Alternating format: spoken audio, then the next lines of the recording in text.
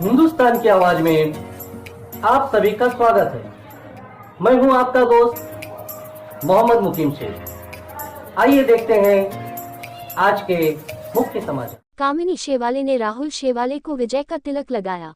मुंबई से वरिष्ठ पत्रकार कपिल देव खरवार की रिपोर्ट। मुंबई। हिंदवी साम्राज्य के संस्थापक और महाराष्ट्र के आराध्य दैवत छत्रपति शिवाजी महाराज को विजय प्राप्त करने के लिए वीर माता जीजाबाई भोसले उनके ललाट पर तिलक लगाया करती थी। इसका एक जिता जागता उदाहरण हमारे चैनल के दर्शकों को इस खबर के माध्यम से देखने और सुनने को मिलेगा।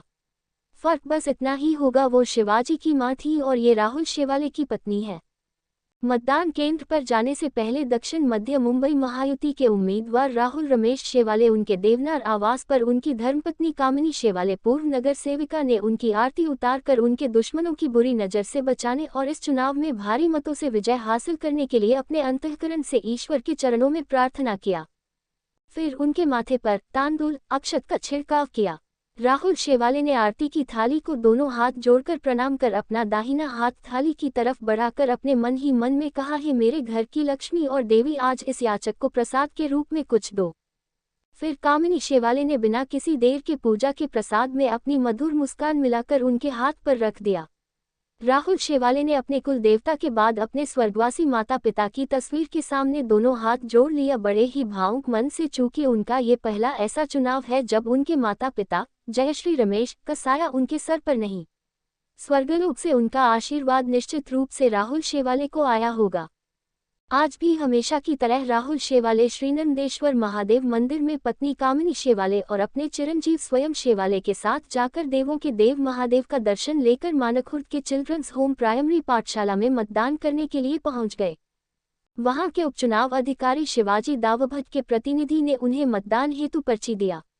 राहुल शेवाले, पत्नी कामिनी शेवाले और पुत्र स्वयं शेवाले ने बारी बारी से धनुष्य बाण का बटन इस आशा और विश्वास के साथ दबाया कि एक के पति और एक के पिता राहुल शेवाले की जीत भारी मतों से हो सके। इसके तुरंत बाद मीडिया कर्मियों ने राहुल शेवाले को सपरिवार अपने गिरफ्त में लेकर उन पर सवालों का बाउंसर फेंकना शुरू कर दिया। राहुल शेवाले पहले की तरह ही बिना किसी रुकावट के एकदम शांत मन से एक के बाद एक सभी पत्रकारों के सवालों के जवाब देकर अपने दक्षिण मध्य मुंबई लोकसभा चुनाव क्षेत्र के सभी मतदान केंद्र के दौरा लिए रवाना हो गए।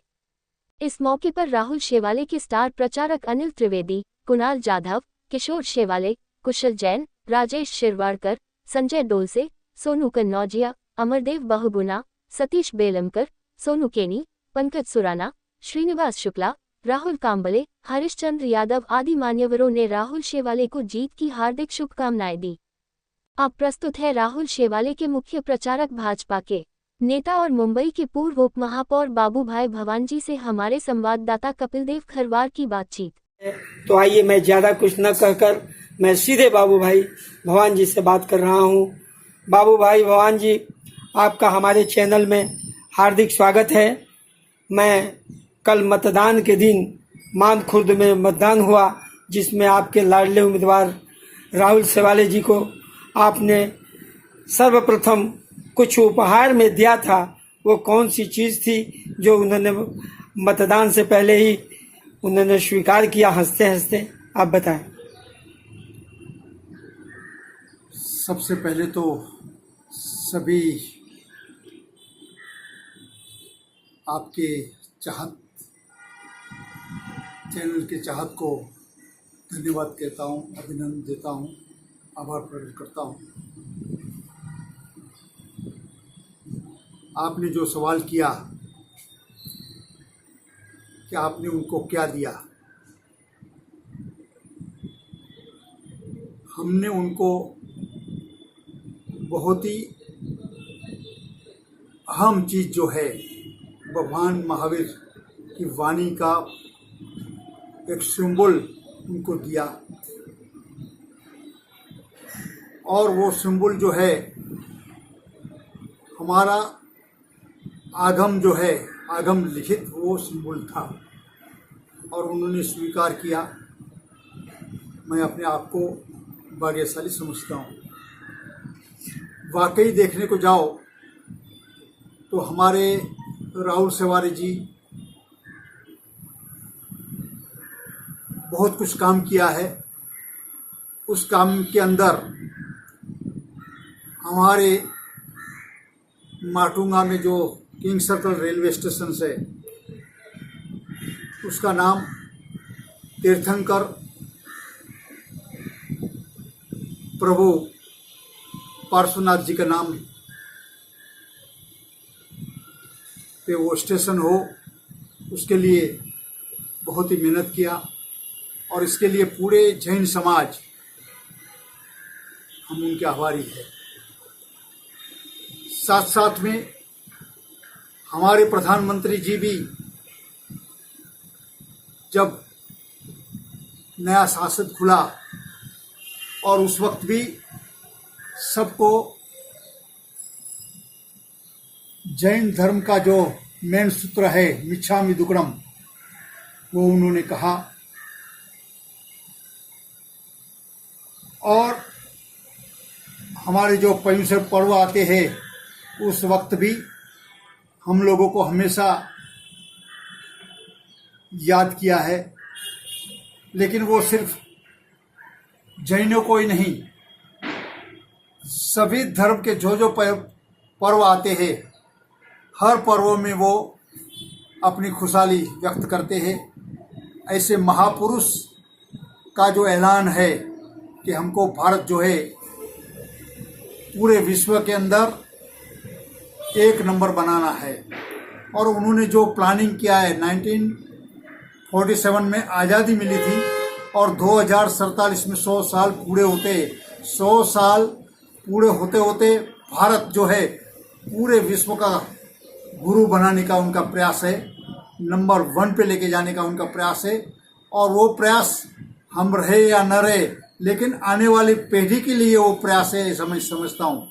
और इसलिए इस बार का इलेक्शन जो है, चुनाव जो है बहुत ही महत्वपूर्ण है, क्यों कि वो आगे की भारत की एक नई नींव तैयार कर रहे, भारत को मजबूत बनाने का, भारत को विकास करने का, भारत को विश्व बंधुत्व में लेके जाने का वो उनका कार्यक्रम है। जो भगवान महावीर भी यही चाहते थे कि पूरा विश्व हमारा परिवार है, यही उद्देश्य से हमारे प्रधानमंत्री जी काम कर रहे हैं और उनको सपोर्ट करने के लिए हमारे यहाँ के जो सांसद है राहुल जी सेवारे वो भी यही काम कर रहे हैं।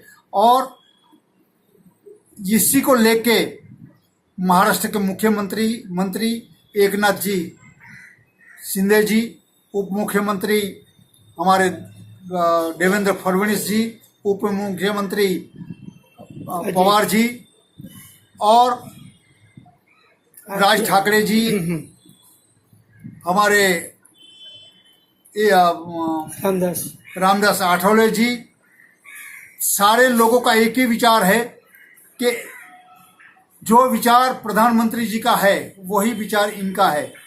मुंबई को नंबर 1 पे लेके जाने का, मुंबई करों को और सुविधा देने की, मुंबई करों को व्यापार उद्योग में क्रांति लाने की, मुंबई को हर प्रकार का सुविधा देने का काम जो है ये सारे लोगों ने एक मैप बनाया है।